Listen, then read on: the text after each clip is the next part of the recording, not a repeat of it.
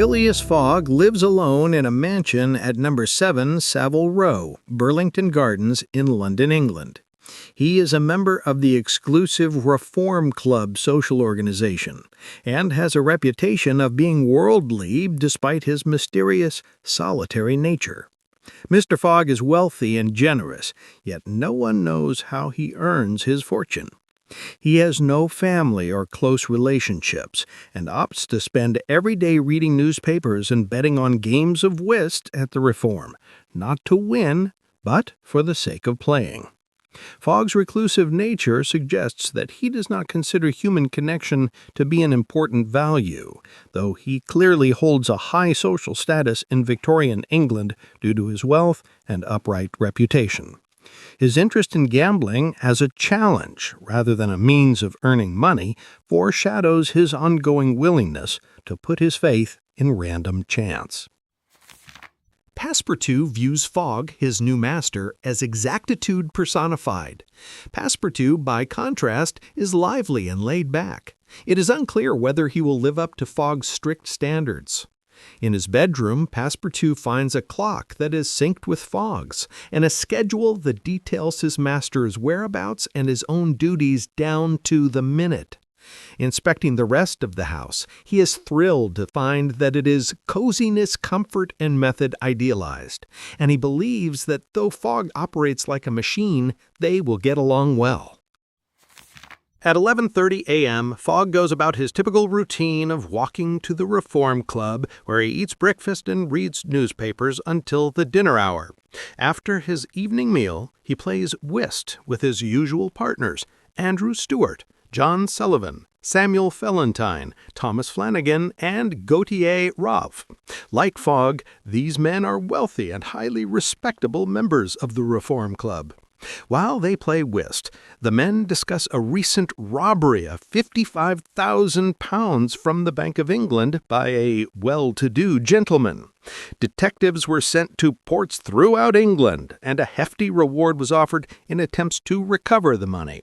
Stewart thinks that the world is big enough for the thief to escape, but Fogg and Ralph believe that the world has grown smaller, since men can now travel around it 10 times more quickly than they could a century ago. Returning home from the Reform Club, Fogg shocks Passepartout with the announcement that they will be leaving immediately to travel around the world in 80 days. He entrusts Passepartout with his carpet bag containing the £20,000. On the way to the train station, Fogg gives the 20 guineas he just won at whist to a beggar woman, a gesture that brings tears to Passepartout's eyes. Fogg's friends from the Reform Club see him off at the station. He offers to let them check his passport when he returns on December 21st, but Ralph assures him that they trust his word as a gentleman of honor. As the train passes through Sydenham, Passepartout cries out, remembering that he forgot to turn off the gas in his bedroom. Fogg calmly responds that it will burn at Passepartout's expense. The news of Fogg's tour of the world spreads throughout England, and people throughout the country place bets for and against his endeavor, as if he were a racehorse. An article from the Royal Geographic Society deems Fogg's journey impossible due to the delays that faulty machinery and bad weather will surely create, which causes him to lose public support. The publicity surrounding Fogg's strange habits and sudden departure bring him under the suspicion of the Scotland Yard. Detective Thix receives word from the Commissioner of Police that Fogg is the man who robbed £55,000 from the Bank of England and obtains a warrant to arrest him.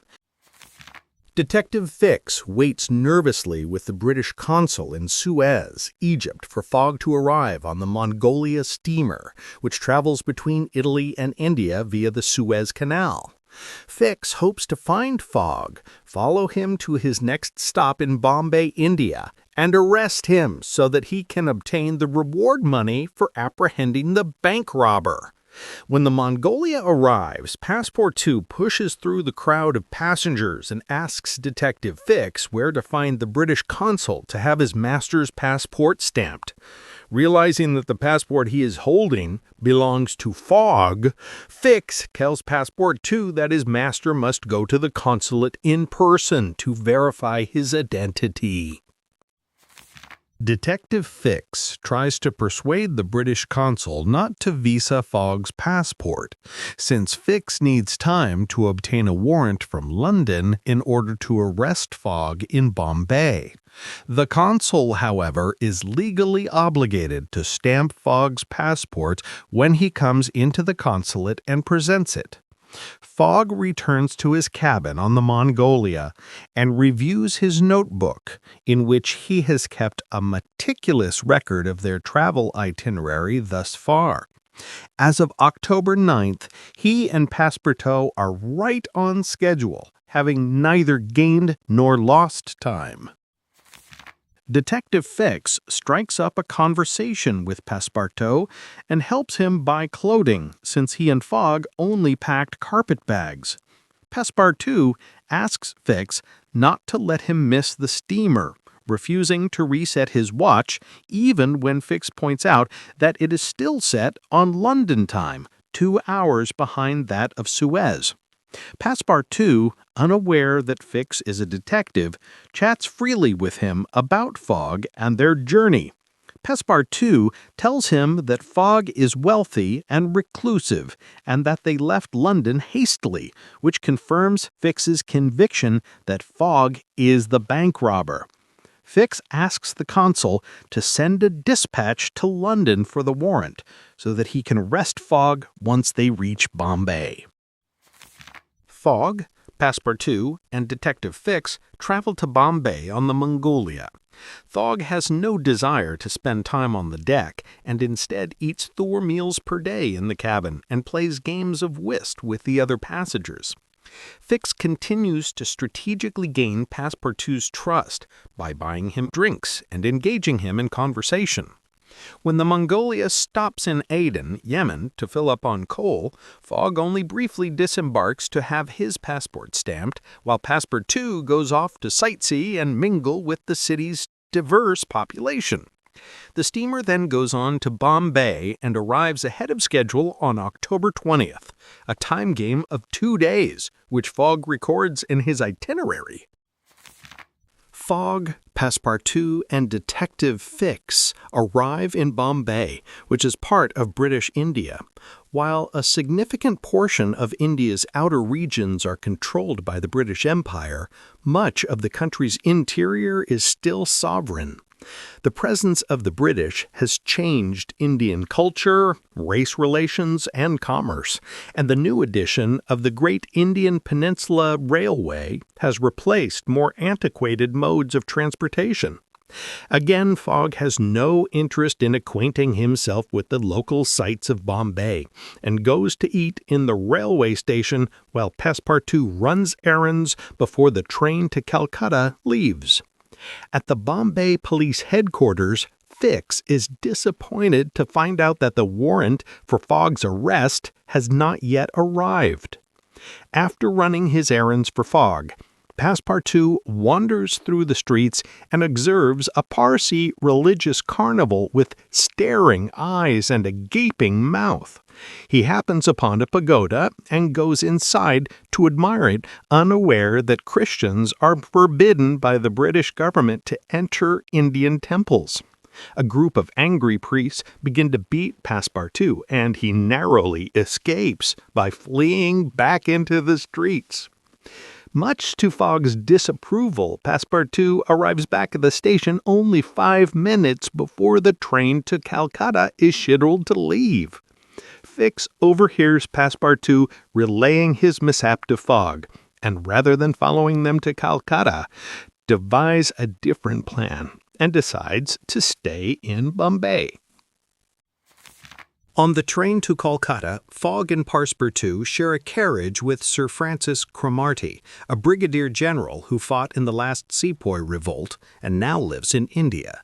Sir Francis has educated himself on Indian history and assimilated to their customs, but Fogg has no interest in hearing about these topics because he is only concerned with the challenge of circling the globe in 80 days, not immersing himself in other cultures.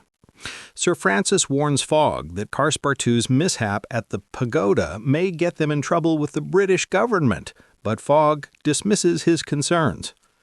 Passepartout begins to romanticize the journey and feels his vagabond nature returning. While Fogg is level-headed about the wager, Passepartout obsessively stresses over the time. Like Detective Fix, Sir Francis suggests that Passepartout should change his watch from London time, but he refuses.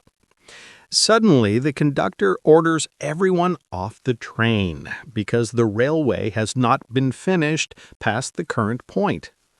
Passepartout and Sir Francis are furious, but Fogg remains calm and assures Sir Francis that he foresaw a delay and has 2 days gained that he can sacrifice.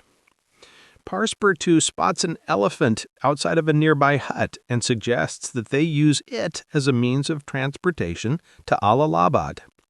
Fogg haggles with the owner to buy the elephant, whose name is Keone, for £2,000 and hires an experienced Parsi elephant driver to lead them. Fogg, Passepartout, Sir Francis, and the guide set off on Keone through a dense forest. Fogg, Passepartout, and Sir Francis are jostled by the rough ride on Keone. The territory that the guide is leading them through has not been completely taken over by England, and the landscape becomes increasingly savage.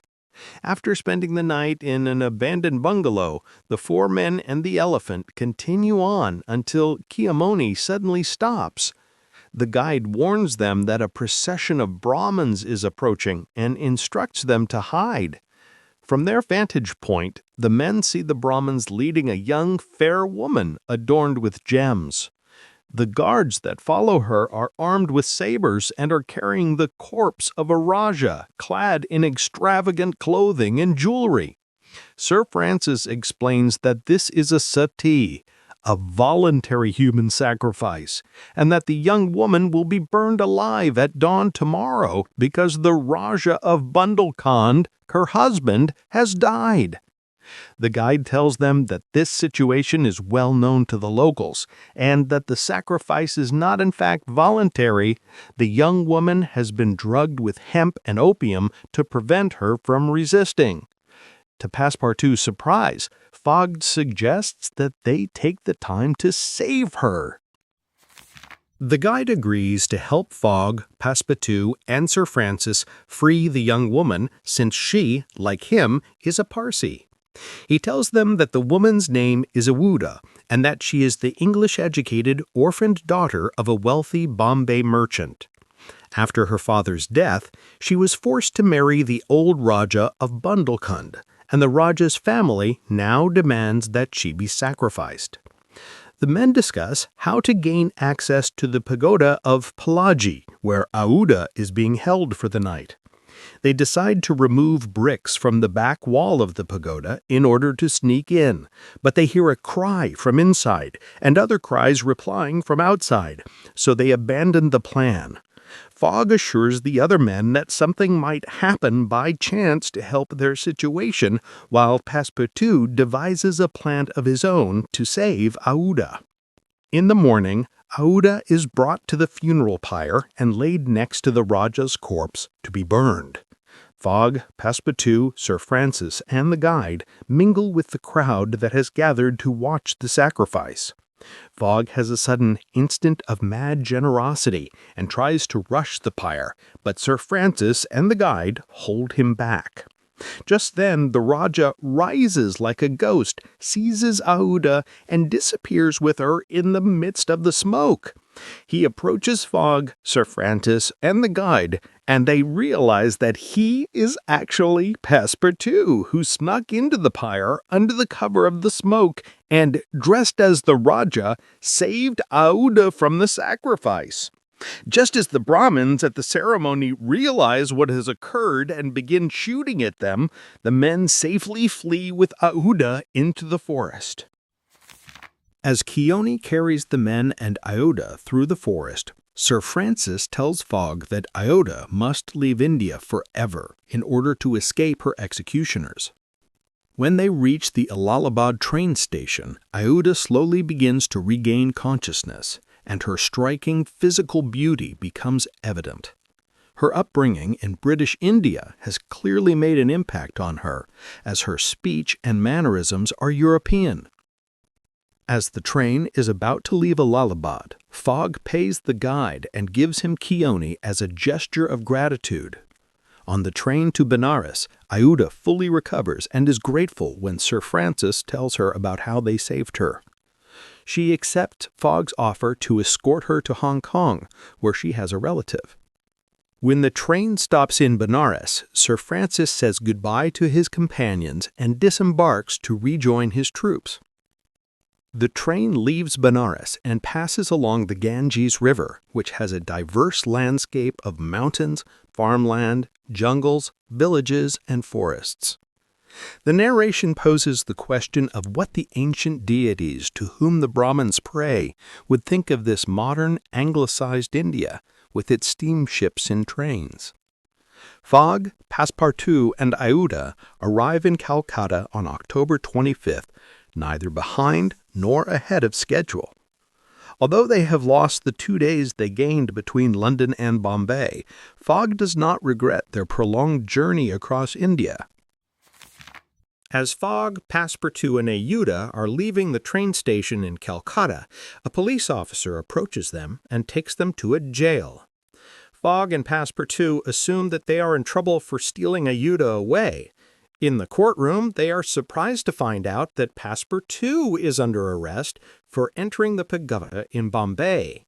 Passepartout is sentenced to 15 days in jail and a £300 fine, and Fogg is sentenced to 7 days in jail and a £150 fine. Detective Fix, who foresaw this outcome in Bombay, is watching from the back of the courtroom and is thrilled because the sentencing will allow more time for his arrest warrant for Fogg to arrive. To his shock, Fogg pays a £2,000 bond for himself and Passepartout, and they leave to board the Rangoon steamship for Hong Kong. Thus far on the journey, Fogg has spent over £5,000. Detective Fix follows Fogg, Passepartout, and Aouda onto the Rangoon in hopes of arresting Fogg in Hong Kong, the last English territory that Fogg will visit on his journey before returning to London. Throughout the ship ride, Aouda and Fogg become better acquainted. She is deeply grateful for his help, and he sits with her and provides comforts for her despite his cold, machine-like demeanor. Fix decides that, if all else fails, his last resort will be to confess his true identity to Passepartout and convert him over to his cause of catching Fogg. He feigns surprise when he sees Passepartout on the ship's deck, and Passepartout recounts their adventures between Bombay and Calcutta. Detective Fix continues to converse with Passepartout throughout the ship journey, and Passepartout starts to grow suspicious about Fix's motives and the strange coincidence of the detective following the same route as Fogg through these different countries. He concludes that Fix is a spy from the Reform Club sent to verify Fogg's travels. After the Rangoon makes a brief stop in Singapore, a storm causes the ship to fall behind schedule. Fix notices the stress that this delay causes Passepartout, and Passepartout hints that he knows what Fix is up to. Fix cannot make sense of whether Passepartout is Fogg's accomplice, but decides that he will reveal his motivations to Passepartout in Hong Kong if he is not able to arrest Fogg when they arrive. The weather continues to put the Rangoon behind schedule, but Fogg acts as though he already foresaw the delay that the storm would cause. Fix is pleased by the storm because it will allow more time for the arrest warrant to arrive in Hong Kong. while Passepartout is enraged beyond expression. The storm eventually clears up, and Fogg, Passepartout, Aouda, and Fix arrive in Hong Kong. Fogg finds out that the steamer to Yokohama happened to be delayed as well, so they will not miss it. He also learns that the relative Aouda was planning to meet in Hong Kong moved to Europe 2 years ago, so he decides to bring her along on the rest of the journey. The narration remarks that Hong Kong was transformed by the colonizing genius of the English into an important city and an excellent port. Walking around the city, Passepartout marvels at the diverse population. Still suspecting Detective Fix of being a spy from the Reform Club, Passepartout asks him whether he will join them as far as America. Fix replies yes, and Passepartout has Fogg secure him a cabin. Fix decided that now is the time to confess his identity and motivations to Passepartout. He takes him to an opium smoking house and tells him that he's a detective pursuing Fogg, whom he suspects of robbing the Bank of England. Passepartout rejects Fix's suspicions and tells him that Fogg is the most honorable of men. Fix threatens to arrest him as an accomplice unless he helps to keep Fogg in Hong Kong until the warrant arrives, but Passepartout stays loyal to Fogg and refuses to betray him. Fix decides to slip an already drunk Passepartout an opium pipe in order to make him pass out, rejoicing that Passepartout will not wake up in time to let Fogg know that the Carnatic steamer is departing for Yokohama. The next morning, Fogg is surprised when Passepartout does not appear to answer his bell. Detective Fix informs him that he and Aouda missed the Carnatic, the ship having left earlier than its original departure time after its repairs were completed. The next steamer will not arrive for another week, so to Fix's dismay, Fogg begins to solicit sailors around the harbor to take him to Yokohama. Fogg catches the attention of a pilot boat owner named John Bunsby and offers him £200 if he can get them to Yokohama before the American steamer from there to San Francisco has departed. The pilot tells him that they are better off catching the steamer in Shanghai, where it begins, so Fogg agrees to be taken there instead.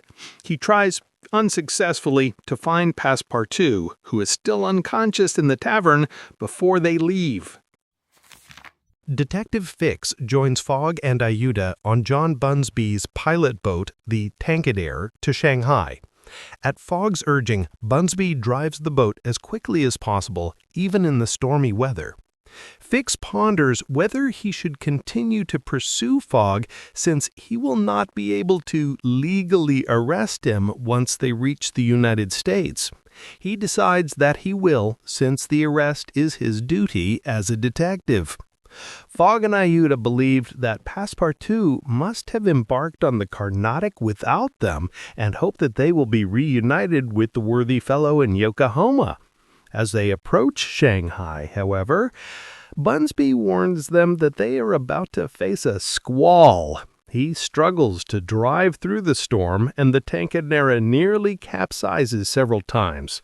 They arrive in Shanghai just as the American steamer is leaving for Yokohama, so Fogg instructs Bunsby to raise the Tankadair's flag and fire the small cannon on board as a distress signal. The narration reveals that Passepartout, having awoken in a stupor after his opium high, made it onto the Carnatic just as it was embarking. He worries what Fogg will think of him for getting drunk and whether he should tell his master about Detective Fix's revelation. Passepartout is even more distressed when he learns that Fogg and Aouda are not on the Carnatic and realizes Fix's plan of getting him intoxicated so that they would miss the steamer. Arriving in Yokohama's European quarter, Passepartout finds that the city, like Hong Kong and Calcutta, has a diverse population. He decides to venture into the Japanese quarter and marvels at the motley crowd he encounters, with different appearances and manners of dress than he is used to seeing. Passepartout has no money and is extremely hungry after spending his first night in Yokohama with nothing to eat. He trades his European clothing for a Japanese outfit from a dealer on the street and comes across an advertisement for an acrobatic troupe that is giving a show before departing for the United States. Having been a circus performer before becoming a domestic servant, Passepartout convinces the troupe leader, Mr. Batulcar, to put him in the show as a clown. Passepartout joins the Long Noses, Japanese performers who wear elaborate costumes and oversized ornamental noses in their acrobatic show.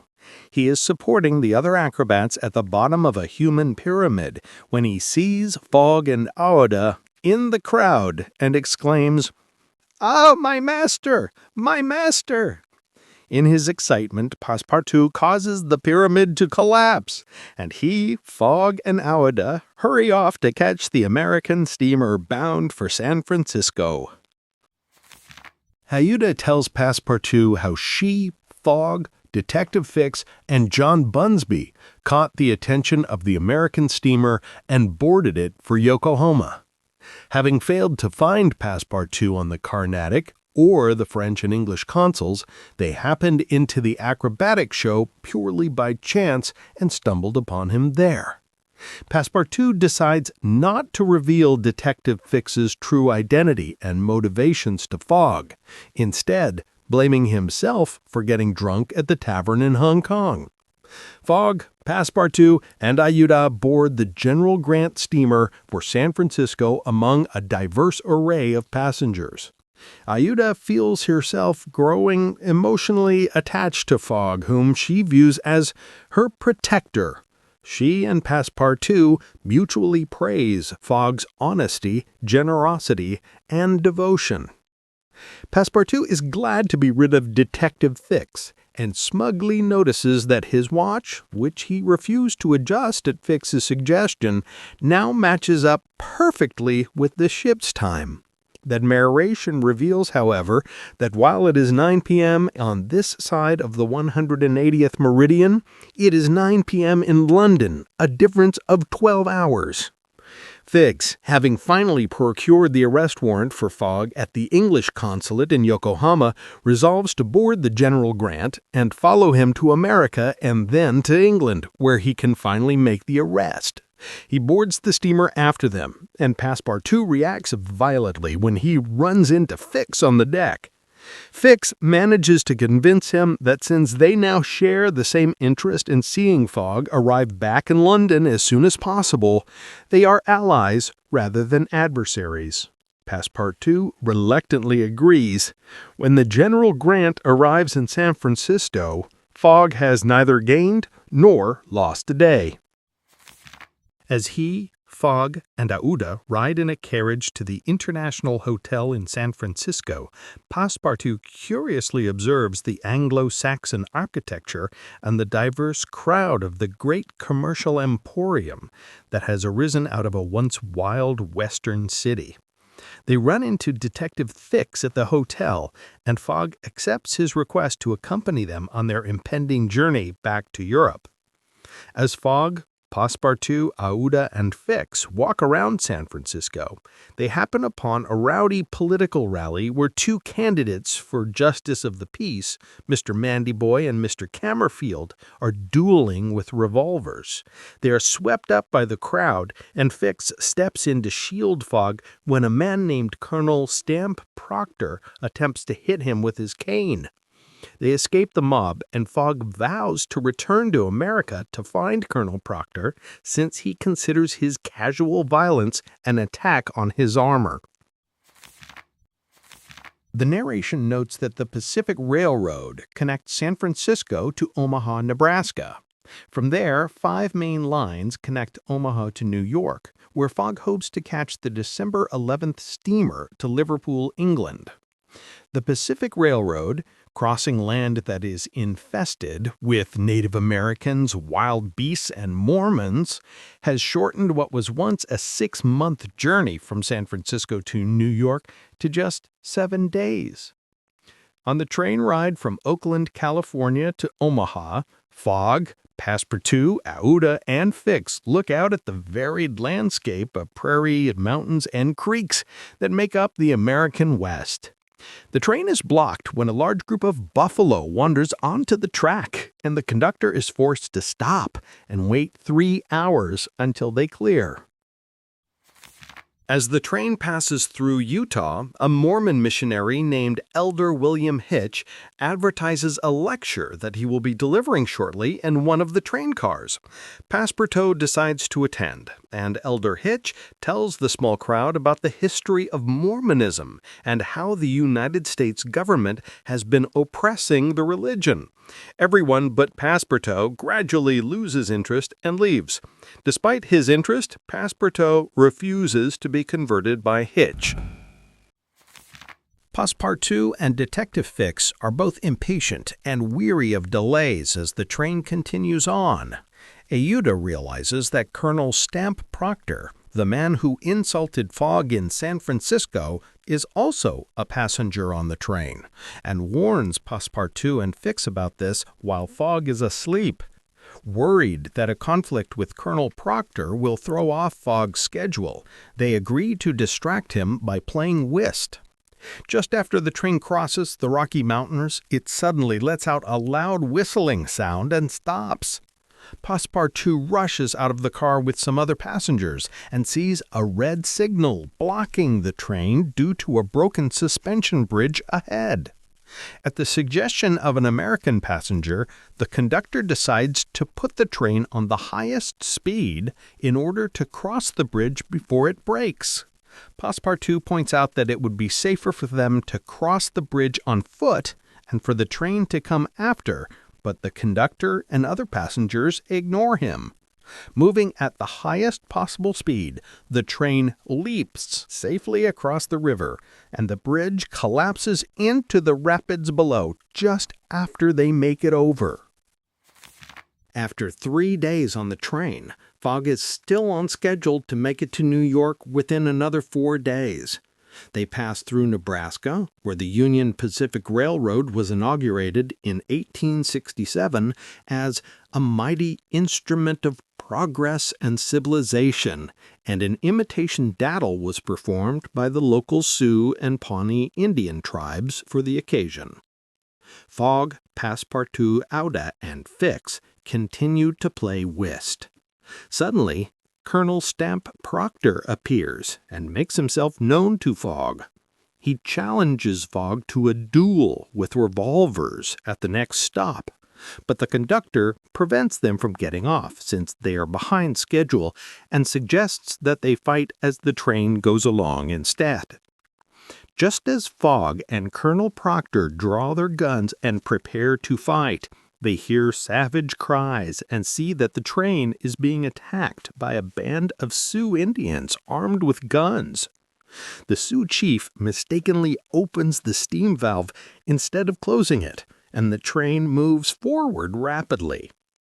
As the Sioux pillage the train and shoot at passengers, the conductor is wounded, so Passepartout climbs under the moving train cars in order to reach the front. He detaches the train from the engine, and it comes to a stop. The Sioux flee the train as soldiers from the nearby Fort Kearny rush in to help. At the station platform, a head count reveals that 3 passengers are missing, including Passepartout. Although many passengers, including Colonel Proctor, were wounded in the conflict, none were killed. As the Sioux disappear toward the Republican River, Fogg promises Aouda that he will risk everything to find Passepartout, living or dead.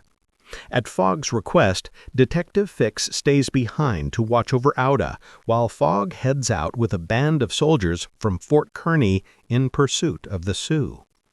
As Aouda and Fix wait at the station, the engineer arrives in the engine that Passepartout detached from the train. He insists that the train must leave since they were already 3 hours behind schedule. So Aouda and Fix decide to stay at the station even though another train will not arrive until tomorrow evening. They, along with the commanding officer of the soldiers from Fort Kearny, anxiously wait for Fogg and the soldiers as night falls. The next morning, they hear gunshots in the distance and see the band of soldiers along with Fogg, Passepartout, and the other two travelers who were rescued.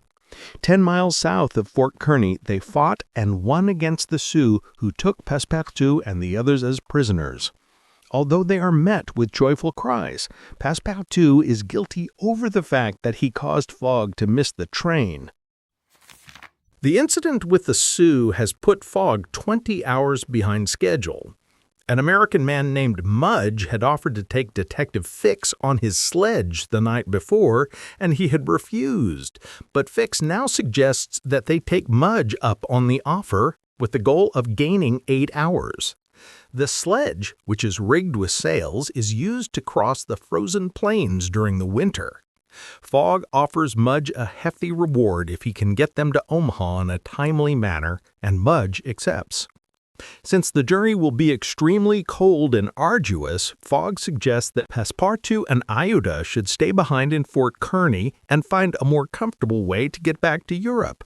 They both refuse to separate from him, which causes Fix to doubt his harsh judgment of Fogg as a criminal. Still, he resolves to fulfill his duty of getting Fogg back to England as quickly as possible in order to arrest him. Fogg, Passepartout, Aouda, and Fix endure the bitterly cold journey to Omaha. They arrive at the station just in time to catch the train for Chicago and pass through the Midwest and into New York. When they arrive at the pier, however, they learn that the China steamer bound for Liverpool left 45 minutes before. Despite his efforts, Fogg is unable to find another steamer that can take him to Liverpool or London in time to fulfill his wager. Passepartout continues to chastise himself for delaying Fogg, but Fogg does not blame him and remains calm. They decide to stay at a hotel in New York City, and Fogg leaves to look at the ships anchored on the Hudson River.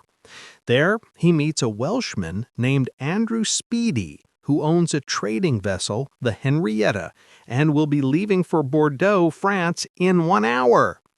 Captain Speedy refuses to take them to Liverpool instead, but accepts Fogg's offer of £8,000 to take them as far as Bordeaux. Fogg, Passepartout, Aouda, and Fix embark on the Henrietta an hour later, and by the next day, Fogg has paid the crew to overtake Captain Speedy, and they lock him in his cabin in order to gain control of the boat. As Fogg directs the boat toward Liverpool like a gentleman, it is clear he was once a sailor. Passepartout is impressed, while Fix is confused and assumes they must be headed somewhere else where Fogg, whom he still believes is the bank robber, can elude the authorities. Although the rough waves and winter winds have not yet managed to delay the Henrietta, Captain Speedy's engineer informs Fogg that the ship has enough coal to reach Bordeaux, but not Liverpool. Fogg orders the engineer to keep feeding the fires and brings Speedy on deck and convinces him to sell the boat for £60,000 so that Fogg can burn everything but the engine and the iron hull for fuel. Just before the Henrietta runs out of steam, they reach Queenstown, Ireland. Since this is British soil, Detective Fix is tempted to arrest Fogg right away, but he hesitates, perhaps having changed his mind about his man. Instead, he follows Fogg, Passepartout, and Aouda on the train to Dublin, and then onto the steamer bound for Liverpool. When they disembark on the Liverpool quay, he finally arrests Fogg. Fogg is imprisoned at the Custom House in Liverpool. Aouda is distraught, and Passepartout again blames himself for Fogg's misfortune, since he knew Detective Fix's true motive long before the arrest. They had arrived in Liverpool at 11:40 a.m. on December 21st, with only 9 hours and 15 minutes to reach the Reform Club in time to win the wager, and the journey to London is 6 hours long. At 2:30 p.m., Fix abruptly bursts into the custom house and begs Fogg to forgive him. The real bank robber had been caught 3 days ago, and Fogg is free. Fogg hits Fix, knocking him to the ground, and he, Passepartout, and Aouda rush to the train station and order a special train for 3 p.m. Although it would have been possible to make the journey in 5.5 hours, there are some delays along the way, and it is 8:50 p.m. when Fogg arrives in London. He has lost the wager by 5 minutes. Although Fogg has lost his entire fortune and reputation by losing the wager, he bears the loss with his habitual tranquility back at home in Savile Row. Still, Aouda and Passepartout are too worried about him to sleep that night. The next morning, Passepartout cries out at Fogg, questioning why he does not blame him for losing the wager. Fogg replies that he blames no one and orders Passepartout to leave the room so that he can speak with Aouda. Fogg asks Aouda to forgive him for bringing her to England, since he had counted on giving her a portion of his fortune, and now he has nothing to provide for her. Aouda, in turn, asks him to forgive her for delaying him, but he assures her that saving her life and taking her out of India was necessary. Aouda, saddened by Fogg's misfortune and lonely life, asked him to marry her so that she can be his kinswoman and friend. Fogg's expression is uncharacteristically emotional, and he accepts Aouda's proposal and tells her that he loves her. Fogg summons Passepartout, who can immediately tell what has just happened, and asks him to go that evening to notify the Reverend Samuel Wilson of their wedding the following day, Monday. On December 17th, the real bank robber James Strand had been arrested, and Fogg's reputation in England went from that of a criminal to that of an honorable gentleman pursuing his journey around the world. Bets were laid again, and Fogg's 5 friends at the Reform Club, along with the rest of London, waited in suspense without news. On the night of Saturday, December 21st, Fogg's friends wait in the Reform Club and are convinced that he has lost the wager. Finally, 3 seconds before the agreed time of 8:45 p.m., Fogg enters the saloon, followed by an excited crowd, and calmly states, "Here I am, gentlemen." The narration explains that at 8:05 p.m., Passepartout was sent to the Reverend's home to tell him about the marriage ceremony, but that he was not home. Realizing that this meant it was actually Saturday and not Sunday, Passepartout rushed back to Savile Row and told Fogg that they made a mistake. They had miscalculated and arrived in London 24 hours ahead of time. With only 10 minutes left, Fogg leapt into a cab and arrived at the Reform Club on time at 8:45 p.m., winning the wager. Since Fogg and his companions had traveled eastward toward the sun, they gained 4 minutes for every degree of longitude they passed. Having circled all 360 degrees of the Earth, Fogg unknowingly gained 24 hours throughout his trip. Passepartout's watch, which he kept on London time throughout the journey, displayed the correct time, but not the day of the week. 2 days later, on Monday, Fogg and Aouda are married. Having saved her life in India, Passepartout is granted the honor of giving Aouda away to her new husband. The next day, Passepartout points out that they could have made the trip around the world in only 78 days if they had not stopped to save Aouda. The narration points out that, although Fogg's journey may seem pointless, the adventure allowed him to meet Aouda, who made him the happiest of men, making his tour of the world worth it in the end.